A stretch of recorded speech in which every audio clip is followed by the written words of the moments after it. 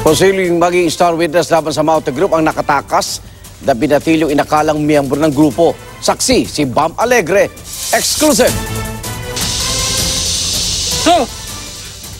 Sa training video ng mga Maute noong Abril, makikita may kasama mga batang sinasanay sa Piagapol, Lanao del Sur.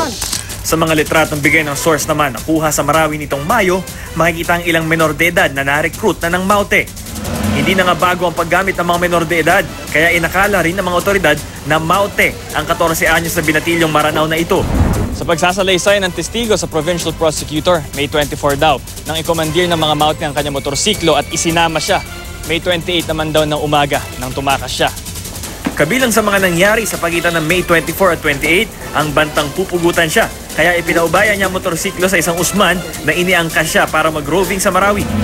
Ang pagbati sa kanya mismo ni Isnilon Hapilon na kinikilala ng emir ng ISIS sa Pilipinas. At personal niya nakita si Omar Maute. Nang makatsyempo, tumakas siya gamit ang motorsiklo papunta sa isang evacuation center.